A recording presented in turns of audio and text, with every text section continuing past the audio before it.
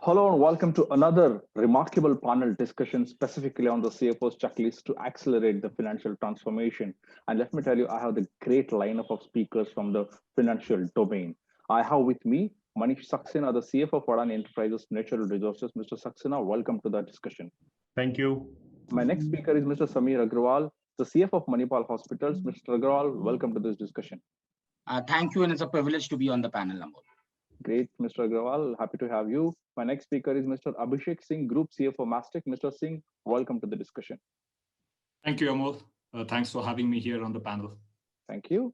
Mr. Joshi is my next speaker. Sachin Joshi, the CFO of L&T Financial Services. Mr. Joshi, welcome to the discussion. Thank you, Amol. Happy to be here. And my next speaker is Ms. Mankiran Chauhan, the MD, SAP Concur. Ms. Chauhan, welcome to the show. Thank you, Amol. The pleasure is ours. Great. So glad to have all of you here. And I will begin my conversation with Mr. Saxena.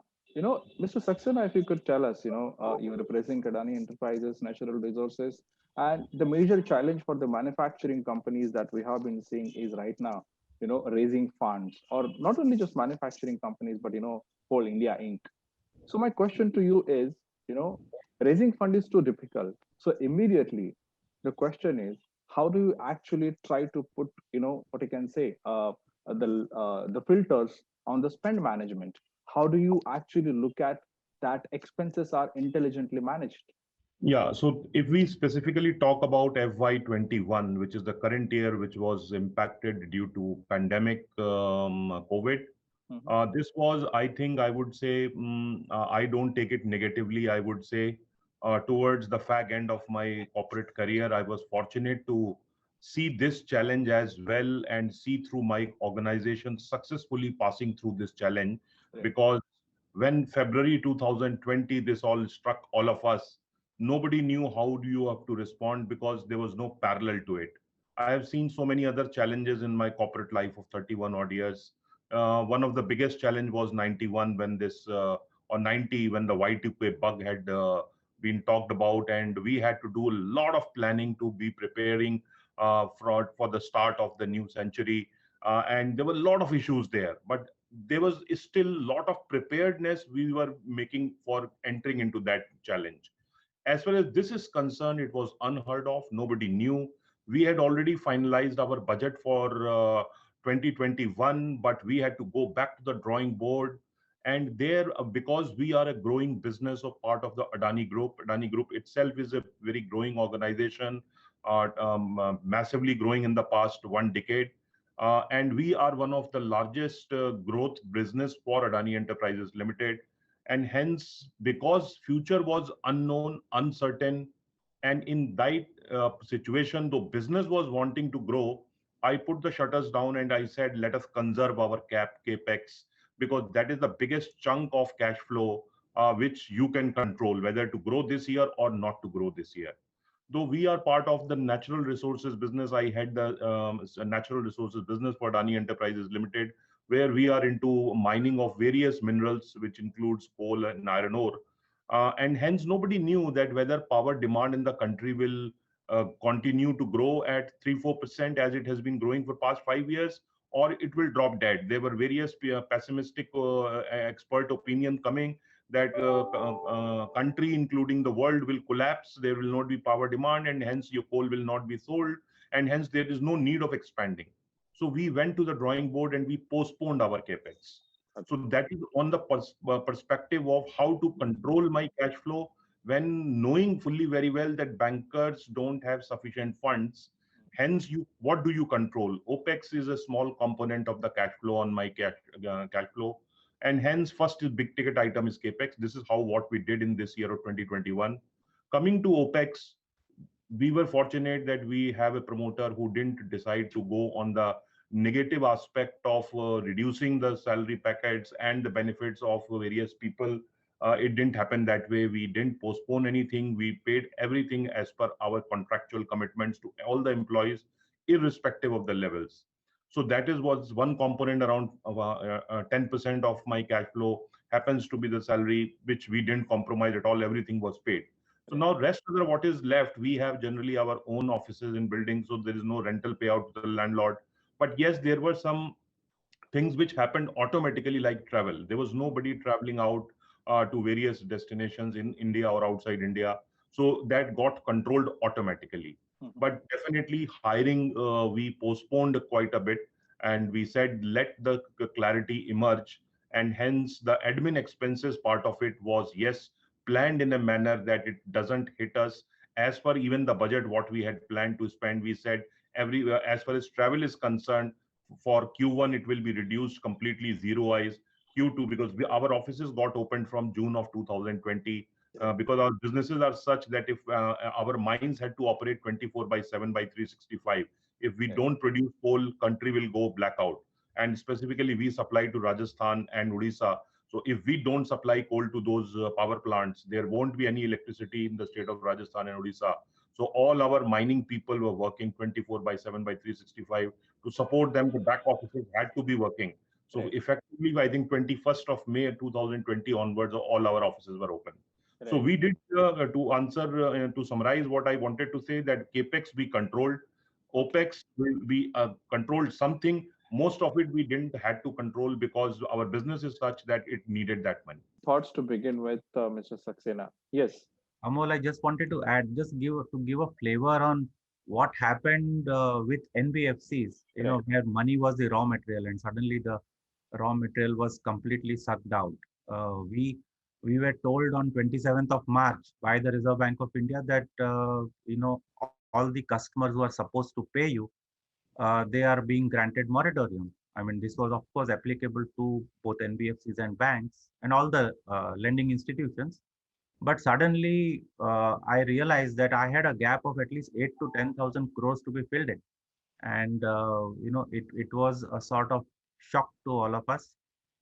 There were lots of bank lines which were in pipeline, but if you recollect, that was also the time when almost 6 to 7 public sector banks were getting merged with larger banks.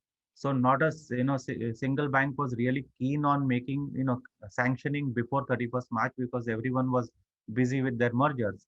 And thanks to the pedigree of our parent, thanks to the brand value it carries, I had to literally go request these banks and get the replacement money basically, because on one side there was money which was supposed to be collected from the customers, and on the other hand there were sanctions which we had already committed to, and 31st March is a very critical period, so you can't go back, plus the regular maturities which come up. So it was a very, very difficult time. So between March to say May and June, we had a very turbulent time. Of course, we succeeded in ensuring that we took care of each and every maturity that came up. But yes, it was a very difficult period for all of us. I think very valid points, and I think you kind of echoed what Mr. Saxena said. I think Mr. Saxena added two important points that they postponed the capex and partially operated on the opex, and they looked at the admin expenses also very carefully. So considering the financial transformation, Mr. Agarwal, I will come to you. And because your sector was specifically into the essential services, obviously there are another two sectors also, financial services, and all are part of the essential services, but hospital was the major one. So Mr. Agarwal, if you could tell me what kind of financial transformation do you envisage, and what are you doing for that now? Thanks, Amol. So I totally echo what my fellow panelists said about the pandemic. It was definitely a black swan event. In hospitals, it was even more challenging because if we shut down hospitals, practically we all die, right? So we had to be in full readiness, putting all the. We also ensured that none of the pay cuts happened to the nurses, and everybody was on the table. We had supply chain issues in terms of the medicines, in terms of PPE equipment. So in fact, we spend a lot of money to ensure that our people are safe. Those who are infected are given hotels, and we spend a lot of money doing that. During all of this, we actually also ensured that our businesses were digitally enabled as much as possible. We have been on this journey for the last couple of years, and this really came to help during this time when the lockdown sort of happened. So in fact, finance as a team, actually we took front stage in our organization of actually doing a digital transformation. For example, sometimes it is important to look at the artificial intelligence words, but it is also important that each business understands how that can really help. For example, we have 11 hospitals across the country, and we have one in Malaysia. We had a very decentralized setup with each units doing their, accounts payable processing, payment processing, etc. We actually centralized all of it.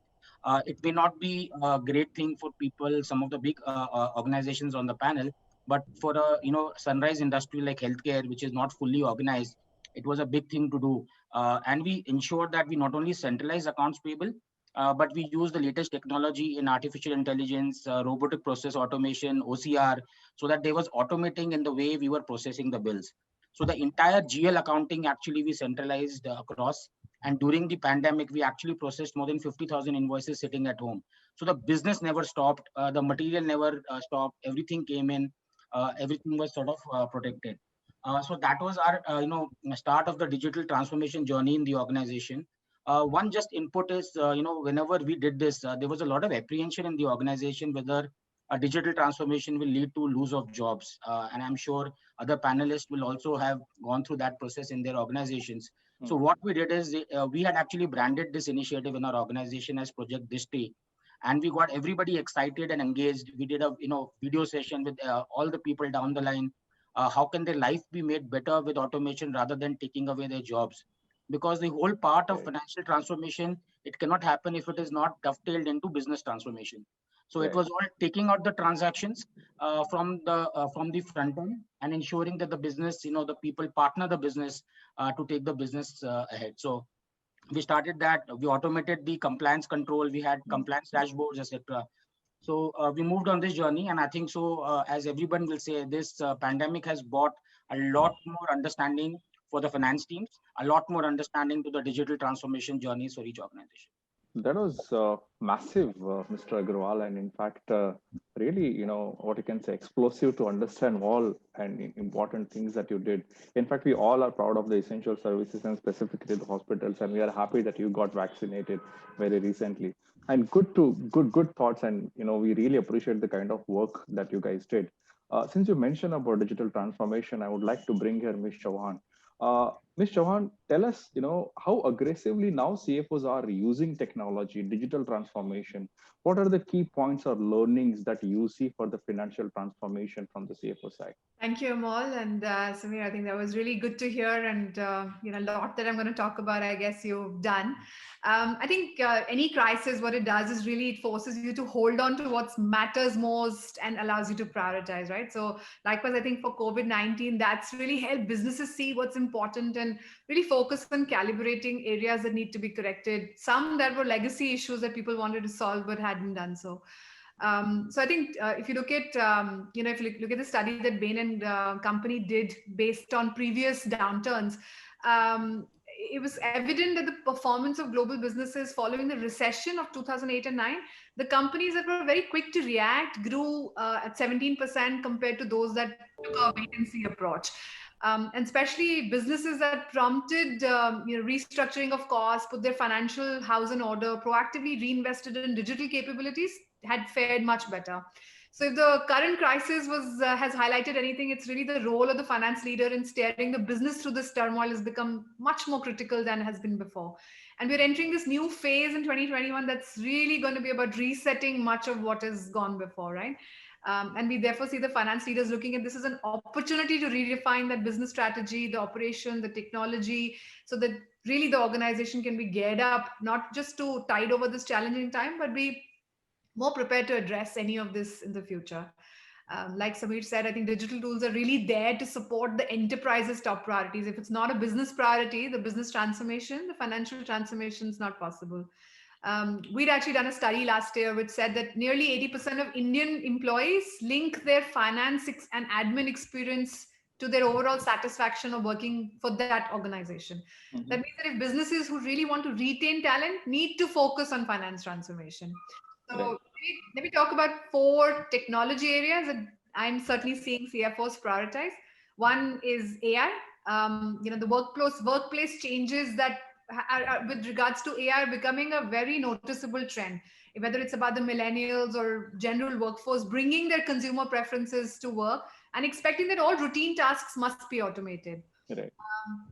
I think the second is really around the robotics and machine learning. And And it's no longer a novelty, it's become a routine function. There is certainly a growing need to optimize processes, consolidate the ad set, reduce costs, but also really focus on accuracy, timeliness on budget, and especially areas like accounts payable, T&E, payroll. The machine learning is really, gone under the hood of technology and is behind all the everyday workflows, right? The third, I think, is the super app adoption, the way I think of myself on, the usage of Paytm or digital currency.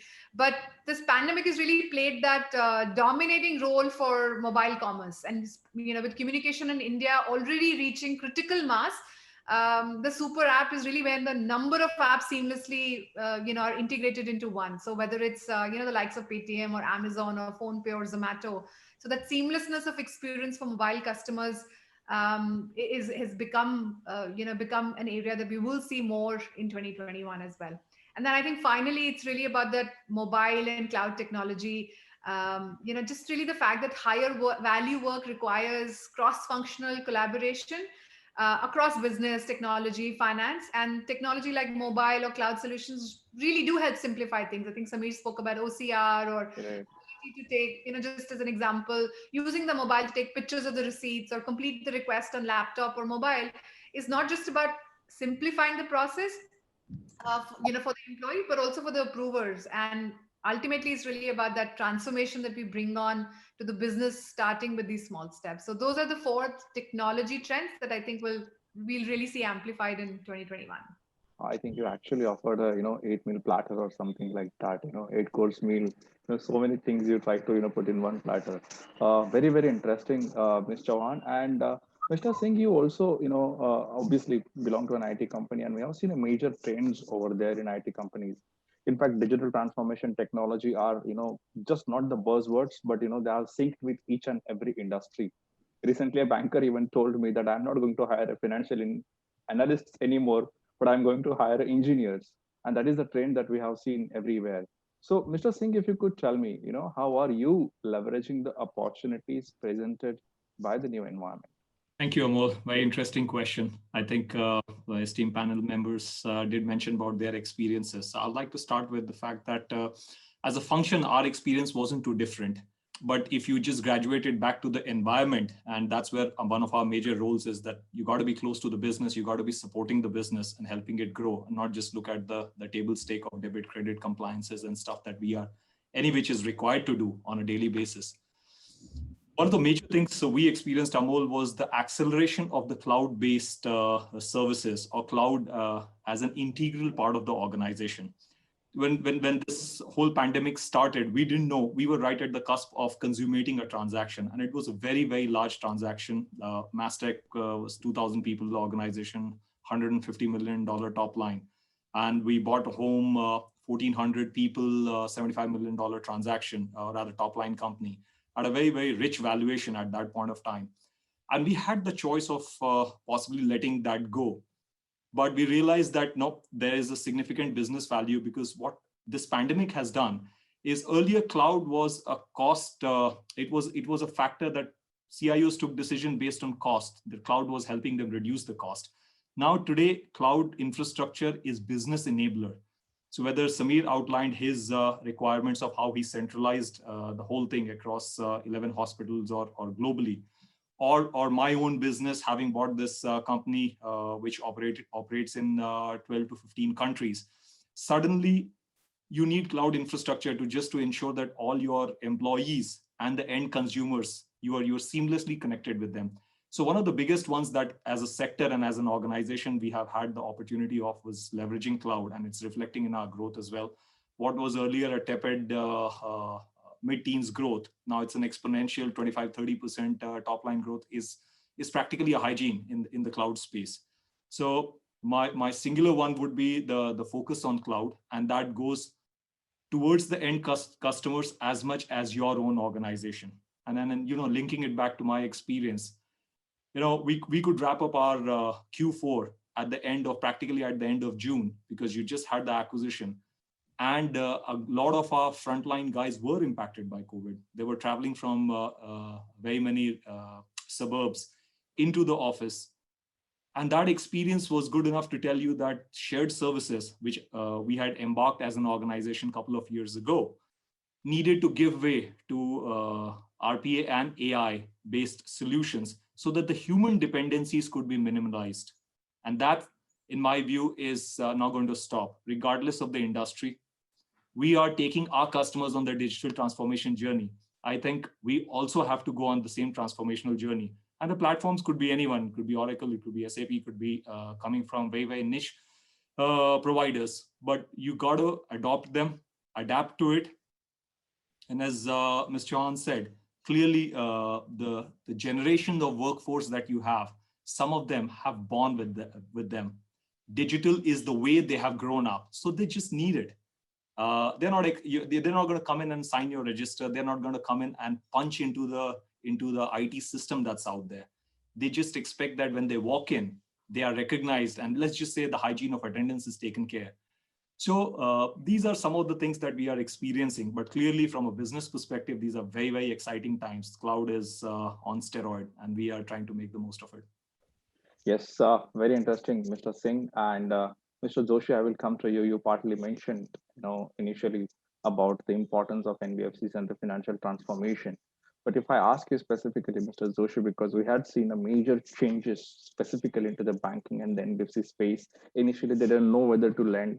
Then they thought, because they were a bit risk averse, so then they started lending because of the government was also very bullish on the spend. So what are the major changes that the CFOs are seeing in the financial functions now?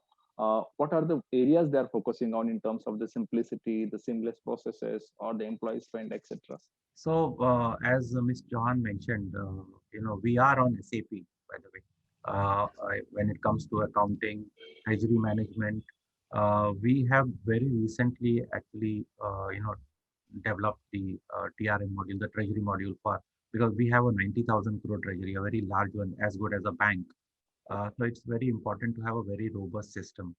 Uh, because of the pandemic, the first thing which happened was that everyone was suddenly working remotely. I had almost 100-member team which was completely spread out, and not very sure whether things will really work out for us. But our experience has been really, really pleasant. I mean, we have had 3 back-to-back quarters, and out of which one was full year closing. And I was really surprised to see that the closing happened seamlessly, the audits happened seamlessly. The kind of pain you go through when you are face to face with the auditors, I'm sure everyone would understand. And remotely working with the big fours, it happened so smoothly. Even the auditors were pleasantly surprised. And then comes the audit committee meetings and the board meetings. We never thought that all these things can be actually achieved, and the productivity levels were so high. This gave the whole organization impetus to really look at continuing some of these benefits even post pandemic. So one of the things that we have already taken a decision on is that 30% of our population is going to be work from home, and it's going to be like a rotation. We have already given large space which was rented out from our Mahape office. Already given it back. There is huge savings in terms of rentals. Operating costs go down, significantly when people don't have to come. I mean, I'm sitting in my office for last couple of months. We have been coming, but it's a 25 to 30% attendance. The kind of OPEX which goes down is not a joke. So there has been huge savings which we have achieved. The productivity levels have been at least the same or more. And coming to the other pieces like the branch offices, we were able to speak to the landlords, bring down the costs. So it was one motto that there is going to be a revenue depletion, and to what extent we can take steps which will bring down the overall costs of operation, because there were going to be certain costs which we call as good costs, which are really necessary to be spent. Some of them being the collection cost. If I don't spend more on the collection agencies, the kind of money, I have a 1 lakh crore balance sheet. To get money out of the retail, we have over 1 crore customers. And when you have to personally go connect with them, there was no possibility of connecting earlier. So it was over phones that we were trying.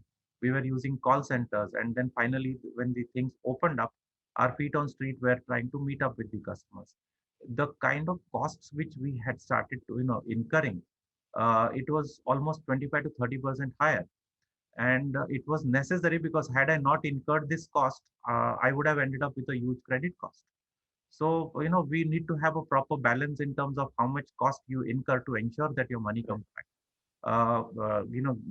Making fresh lending.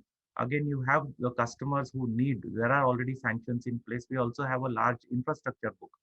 We have a large real estate book. All these projects are already on, and it's a work in progress. So you need to move out from physical monitoring of these projects to using the video cameras, drones. And if you come to the group managing director of L&T, you will find that he has in his room at least 20 to 30 LCDs, and he manages he can actually look at every key project which is going on across the country. And that's what we had to replicate, because we also had to ensure that the projects which are going on should not be impacted in any way, because it's a large exposure that we have taken. At the same time, we should not be misled by the developers that the work is going on and they take the money, and we don't see any progress post completion of post the opening of it. So a lot of technology things have changed. One key thing to be mentioned is, as Abhishek was also mentioning, we have a huge portfolio in rural areas, micro loan portfolio. It's about 12,000 crore plus. And the total customer base is almost 65 lakhs. And every customer, when demon happened, till that time we used to give 20 to 30,000 rupees in cash. Right. It used to be cash disbursement. The moment demon happened, overnight there was no cash with us. And in flat 30 days, we had to move from cash to bank. Okay. And we were able to successfully complete that process in 30 days flat. We insisted on we used to insist on having a bank account, but the customer was never ready to give his bank account for the purpose of disbursement. And we could just transition ourselves, and from that day, the whole cash from the system, almost 600 to 700 crores per month, which used to be flowing across to the branches, and there used to be leakages, reconciliation issues, all that is things of the past. And come COVID-19, we take it very, very positively, because now it's on the other side, the collections. You won't believe, but people, the small entrepreneurs, the women who rear cattle, who do milk business, who do sewing business, we have forced them to move to payments through using the smartphones. And very, very successful initiative it has been, because they are very keen to get cash at this point, and it's a give and take. So we say that we will disburse provided you are willing to use new technology. And every feet on street today has a handheld. We use it for identification of customer. We use it for disbursements. We use it for collections, and we use it for bank reconciliations. So millions of transactions flow through. But using technology, it has been a phenomenal experience. And I sometimes thank COVID-19 for because otherwise we have been breaking our heads how to change the mindset of people.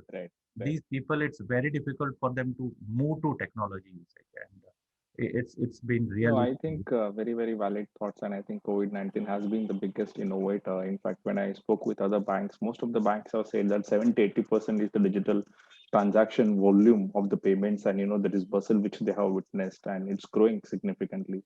So valid points, Mr. Joshi. Yes. Oh, sorry if I mean it was yes, Mr. Singh, quickly. For me to just miss out, but what Sachin said, I'd just like to add to it.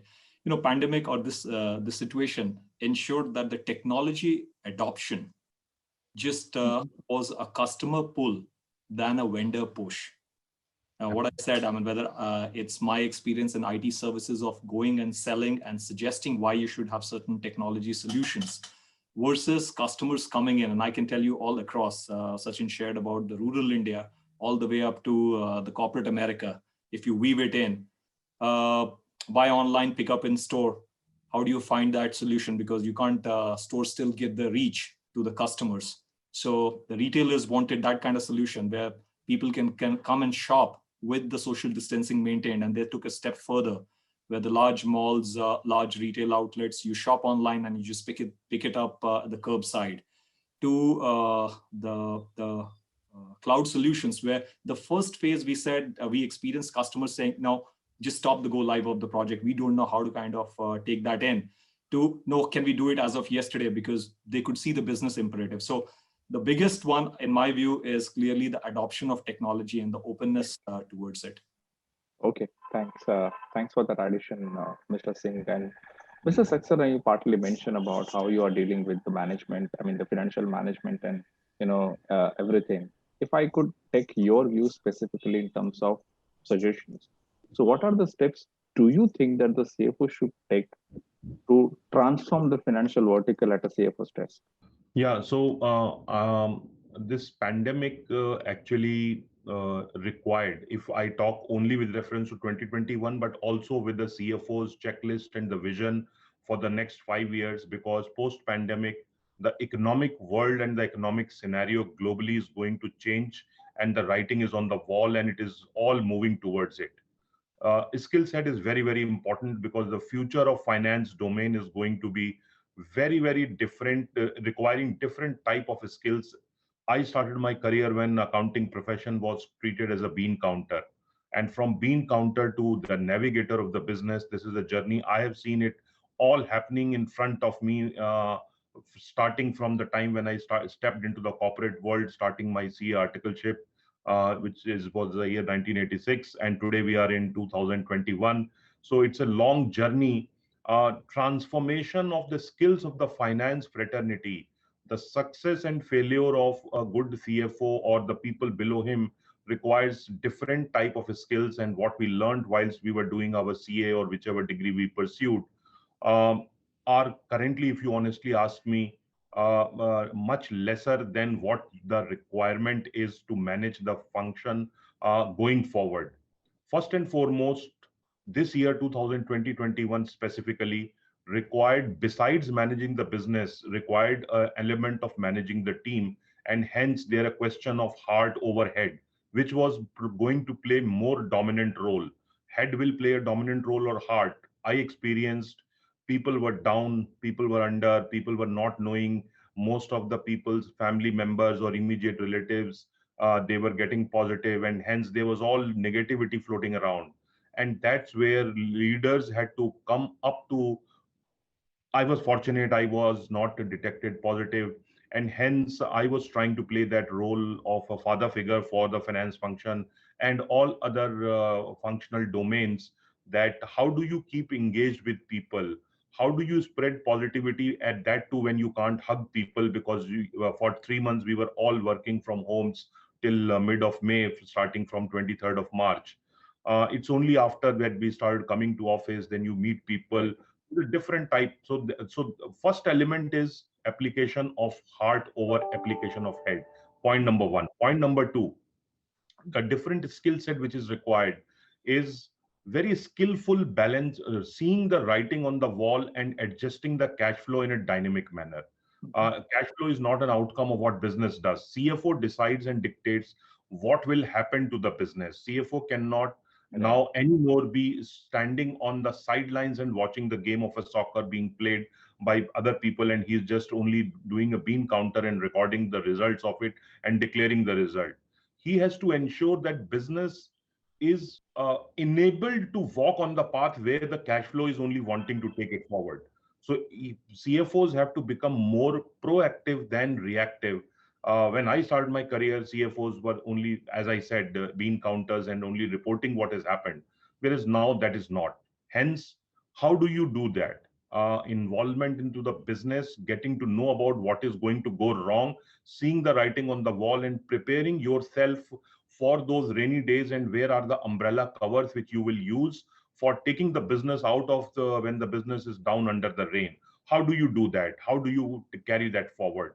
So this skill is never taught in by the CA Institute. It has to be picked up on the ground floor and the shop floor by the people. CFO has to lead from the front to ensure that talent is built up in this manner, because next 5 years are going to be very, very dynamic for India as a country. It will open a lot of doors of business opportunities, and hence CFOs will have to be on their toes.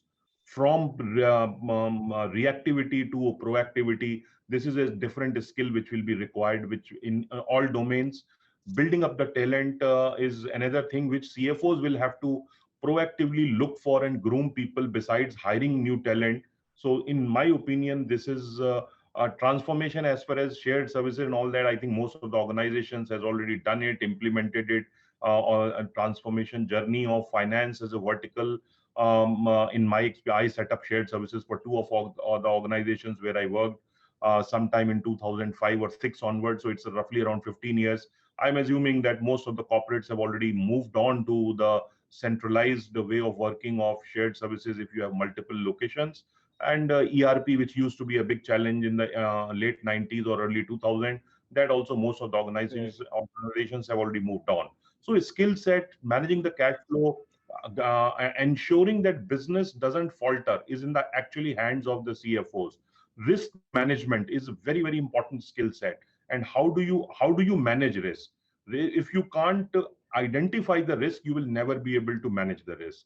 And hence anticipation that what could go wrong is one of the new skills which will be required by the CFOs.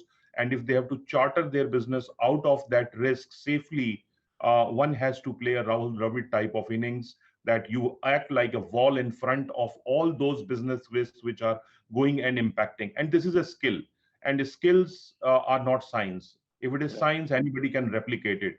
Skills are very individualistic. Either I have it or I don't have it. Even if I join Jahangir Art Gallery today, I will never be able to become MF Hussain. But yes, if I learn the formulas of science, yes, I can become any other good scientist. But so that's the difference between art and science. And I firmly believe skills leaders will have to impart on the shop floor to the upcoming talent. I think I just glued to you and forgot to ask the second question. The way you're saying, I think that's how the experience matters. I think from 86 you started working, and I think experience speaks. So I'm so sure the people, the participants, the financial professionals, those who are watching this show must have got an umbrella for the rainy days that you were trying to share, right? Fantastic, Mr. Saxena. Mr. Agarwal, you actually explain how you dealt with the financial transformation and how that business transformation during pandemic sometime back. But if I could ask you specifically, considering now 2021, where situation looks a little predictable than it was in 2020, what is the business or the finance transformation solutions would you like to offer to the CFO? So the question, I think, so all of us have responded on the financial transformation. The business transformation is actually, it has been happening all across, but I think so it has gained more momentum because of the digitally, and it all started with demonetization, where the digital enabled economy started, to be honest. It only gained adoption, as Abhishek pointed out, during this, where everybody had to go, online. What this opened up for the hospital sector was, for a very long time, we have been trying to seek approval from the government for video consultation and teleconsultation, which was not approved. But what happened during this pandemic, where people could not reach the hospitals, we actually launched the tele and video consultation. And one of the biggest things for business transformation would be agility. So when you digitally enable the organization from the back end to the front end, what happens is people from transactions start thinking strategic, and that is what will actually drive the future growth of the organization. Because if people only look at transaction, forgetting the big picture, and that's where the today's CFO is really playing the part. He's co-piloting the business. He's not only looking at the rear view and looking at what happens. So when we launched the app in Manipal, app not only included what was there on teleconsultation, but you could see your reports, you could see your entire family, you can make payments, you can set up appointments, and then we had to dovetail everything in the back end to ensure that the bank, we do millions of transactions. We're a B2C company where more than 1.5 million patients walk through our doors. So we actually use the bot to do a daily reconciliation of bank accounts. So I'm saying the building the agility along with the business. So you have to understand what the business needs, and the business needed to be able to reach out to the patients without the patient actually walking through the door. So we actually did a lot of that, and we ensured. One more last point, Amol, I know we are running short of time. Just wanted to mention is, for doing any business transformation, it is very critical that the finance team is embedded in each and every function. So what I have done in my previous experiences, even in the current organization, that each functional head has an access to one member of my direct report for anything. For example, the supply chain leader, the IT leader has access to my FP&A and shared service head. So he doesn't need to reach out to me. He reaches out to him, gets the access of information, understands the impact on cash flow, whatever goes ahead. Similarly, my CEO has access to my finance controller. So what we have done is we have not only embedded compliance and finance across the organization, but in each function, so that the entire function goes on this path and we achieve the organization goals. Amol. Okay, noted, Mr. Agarwal. That was too good. And Ms. Chauhan, I will come to you now, specifically on the priorities that the CFO should have on 2021. So, as most of the CFOs are looking at the current situation or the current environment as an opportunity. So, what are the opportunities that you see for the CFOs, and what should be the priorities that the CFO should have in 2021? Thank you for the question. I think it's been great listening to all of you share what your priorities are.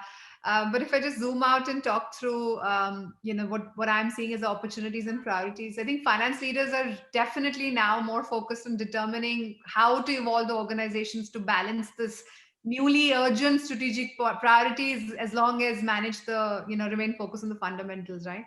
And this really means that ensuring the finance of the business are in the best possible shape. So, which typically includes scenario planning or strengthening your working capital and looking for the cost saving opportunities. But it also means streamlining that internal processes and procedures, like some of you have spoken. And that is really to help maximize whatever is available, so that is focused on more productive strategic work that can then deliver the tangible returns. And we've spoken about digital transformation, has become a primary focus, even as remedial actions are being taken to reduce costs or take advantage of the pandemic related opportunities. And therefore, having control over cost, cash flow, compliance has really increased the need for having visibility into spending, so that data led decision making becomes the baseline expectations in the businesses today.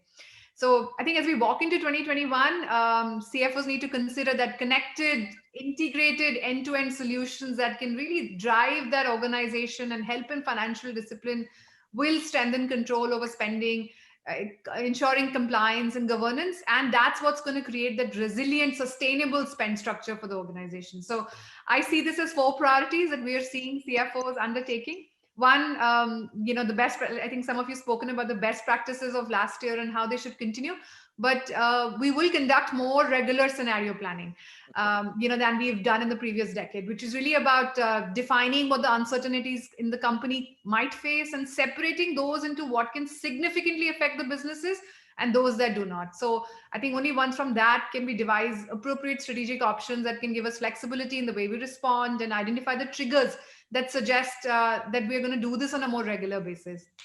The second, I think, is really around strengthening the working capital, which is about expert management of cash conversion cycle will quickly free up cash, but also help organization to avoid the headcount reduction or organizational restructure.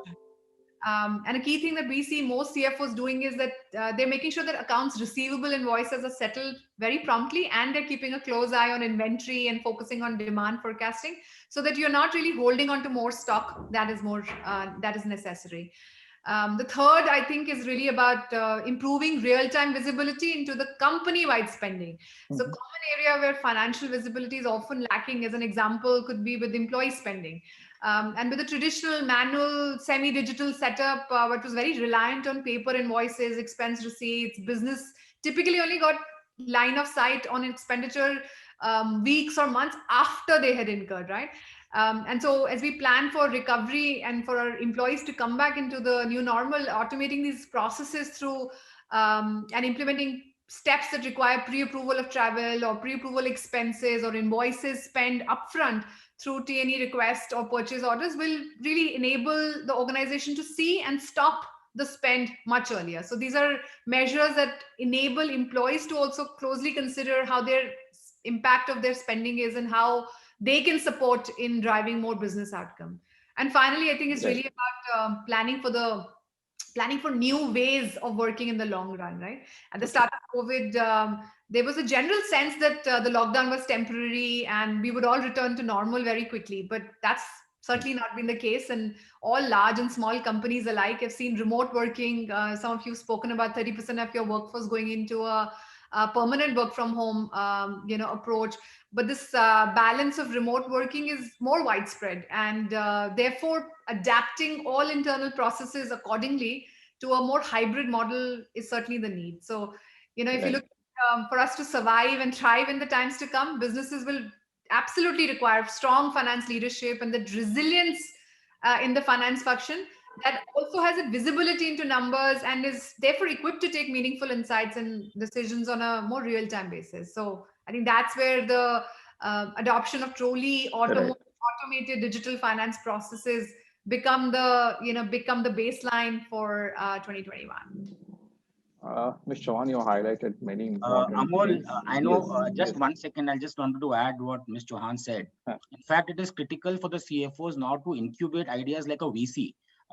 In the past, CFOs have been saying no to spends, but it is critical. In fact, we are on a detailed, we may be actually buying into a startup very soon. And even though we know that the ROIs could be limited, but it is very important to have that VC mindset to go out and win the new world.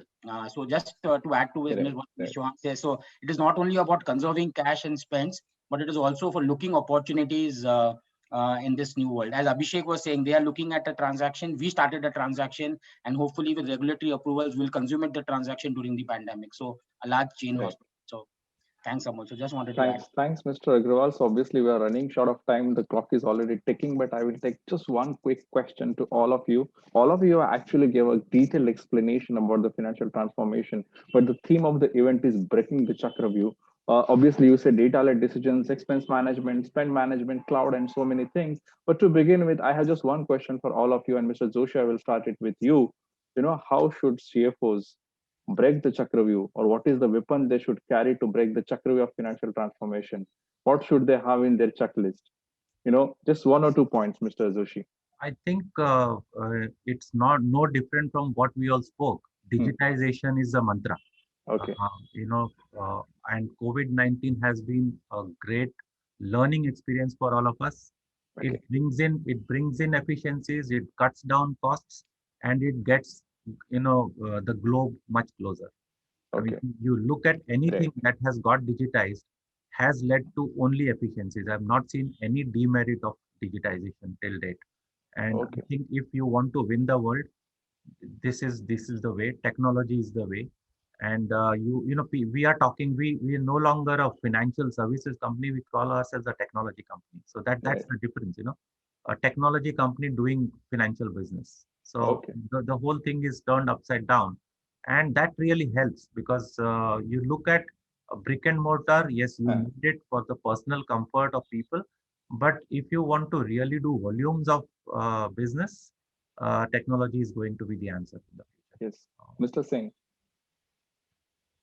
I'll say that for me, it's about being closer to the business. Digital is a wave, cloud is a wave. It could be something else, and it was something else in past. But you got to be closer to the business and lead it from the front. And as Samir alluded, you got to have that mindset so that you are facilitating growth rather than just counting it. And personally speaking, I've just taken it to the next level. Very soon, I'll be transiting into a business role, taking up the UK operations. So, I've lived by it is all I can tell you. Oh, wish you the best for that, Mr. Singh. Mr. Saxena. Yeah, the skill is the name of the game, and as Chakravyuh in Mahabharata could not be broken because this guy knew only how to enter inside. He did not have the skills to get out. So same thing is relevant for here as well. Upskill not only yourself but your entire team as well. Build the talent pipeline because times are going to be much more challenging what they have been in the past 10 years. Okay, thanks, Mr. Saxena. Ms. Chauhan. Amol, I think it's really important for us to reconsider what parts of normal are worth rushing back to. And I think that totally applies to the finance function as well. CFOs have definitely become more comfortable with new processes, working virtually.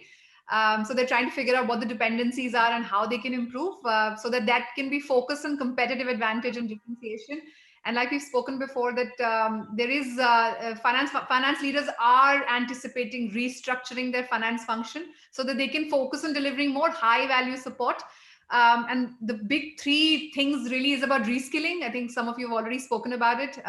Focusing on the digital competency. Second is really about re-centralization of finance, whether it's about critical need to centralize more repeatable transactional enterprise activities, and then making sure that visibility to decision ready data is the norm as we plan for business forward. Right, Mr. Chauhan. Agarwal, Mr. Agarwal? Yes, I'll keep it short. I think so. The clear mantra from my side is learn, unlearn, and relearn. I think so, this, if one and clearly communicate, build teams, and drive agility in the business will help this chakra view. Amol from my side. Okay, I'm done with very important questions, but I will still, not wrap up without asking one important questions to all of you. And, I just need quick answers. Mr. Saxena, I will start with you. Just after a few days, Ms. Sitharaman is going to present a budget. So what is your wish list? So Sure. my wish list from a corporate sector, though personally I would want the salary taxation to go down. That is individual choice. But from a corporate sector, incentivize the infrastructure, because that's next 5 years is going to build the economy. Hence, incentivize, give tax deductions at a higher rate for an investment to be done in the infrastructure. Okay, Mr. Singh.